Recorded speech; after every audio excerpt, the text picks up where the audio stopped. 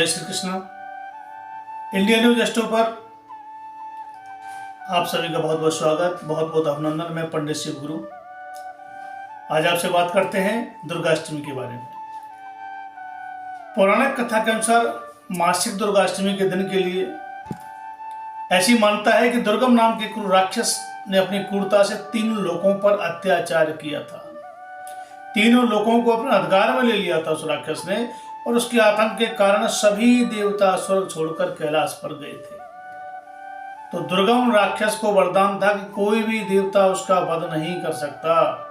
सभी देवता ने भगवान शिव से विनती की कि इस परेशानी का हल निकालें प्रभु, हे महादेव, हे शंकर। इसके बाद ब्रह्मा, विष्णु और शिव ने अपनी शक्तियों के मिलाकर के शुक्ल पक्ष की अष्टमी के दिन दुर्गा देवी को जन्म दिया, अवतार किया, उनको प्रकट किया। इसके बाद माता दुर्गा का सबसे शक्तिशाली हथियार दिया गया और राक्षस दुर्गम के साथ माता का युद्ध हुआ, जिसमें माता ने राक्षस का वध कर दिया।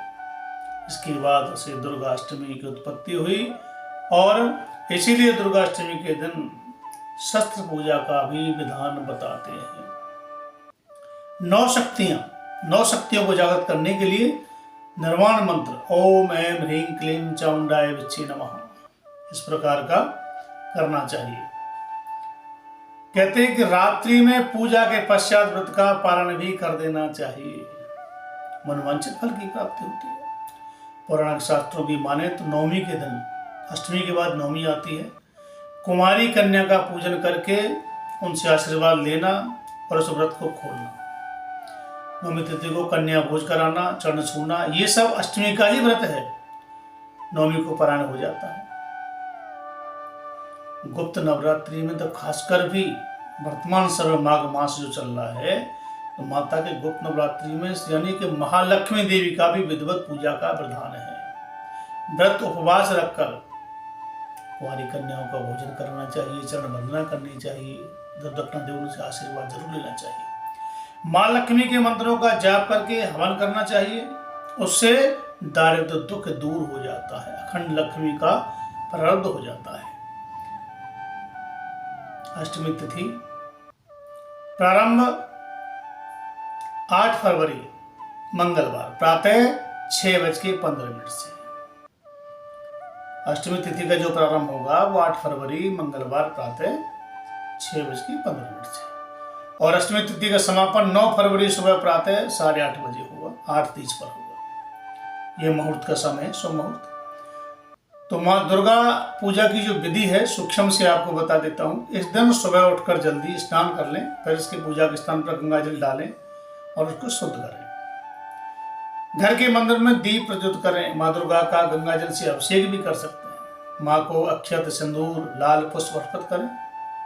प्रसाद रूप में माता को मिठाई, सफेद बर्फी, सफेद पुष्प, सुपारी, नारियल इत्यादि माता को अर्पण करें। धूप दीप जला करके माता का दुर्गा चालीसा का पाठ करें, माता की आरती उतारें। माँ को बतासे लौंग का जोड़ा भी चढ़ाएं, और माँ को सिर्फ सात्विक चीजों का ही भोग लगाया जाता है, ये ध्यान देने वाली बात है। हर मास में शुक्ल पक्ष की अष्टमी तिथि जो होती है उसको दुर्गाष्टमी पड़ती है। मासिक दुर्गाष्टमी इनको कहा गया है।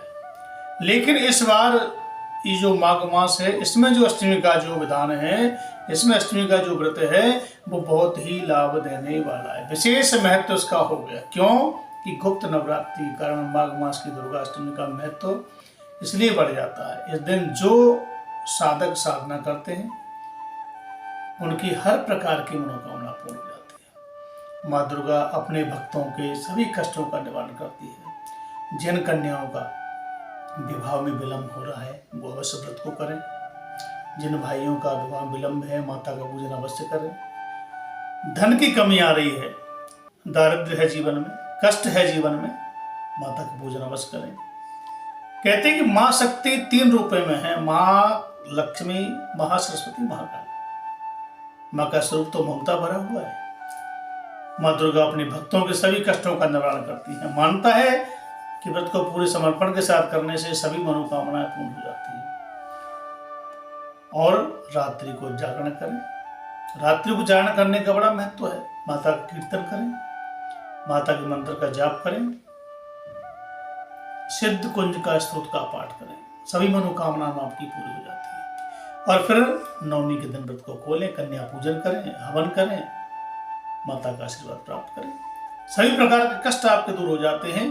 तो ये क्या है? ये दुर्गाष्टमी का व्रत है। ऐसा अगर करते हैं तो आपकी मनवांछित फल की प्राप्ति हो जाती है।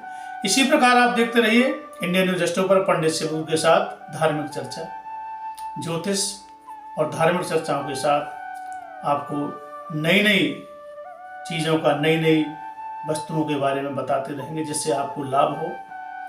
आयुर्वेद के या ज्योतिष का जो भी विधान है वो सब हमारे ज्योतिष से ही लिया गया है, वेदों से लिया हुआ है। ज्योतिषम वेदानाम चक्षु, ज्योतिष वेदों की आंखें हैं। इसीलिए कहा गया है कि धर्म शास्त्रों में ज्योतिष और वेद अलग अलग नहीं है, वेद से ही ज्योतिष आया, एक पुराण है और इसी के द्वारा हम तिथि, वार, नक्षत्र, योग सब कुछ देखते हैं और फिर उसी के आधार पर अपना जीवन यापन भी करते हैं। इसलिए ज्योतिष को नकार नहीं सकते। जय श्री राधे। अगर आपको हमारा ये वीडियो पसंद आया हो तो वीडियो को लाइक करें और चैनल को सब्सक्राइब करें और हाँ, बेल आइकन को दबाना ना भूलें ताकि आप तक वीडियो का नोटिफिकेशन पहुंचता रहे। धर्म, कर्म और पंचांग से जुड़ी हर खबर जानने के लिए देखते रहिए इंडियन न्यूज एस्ट्रो।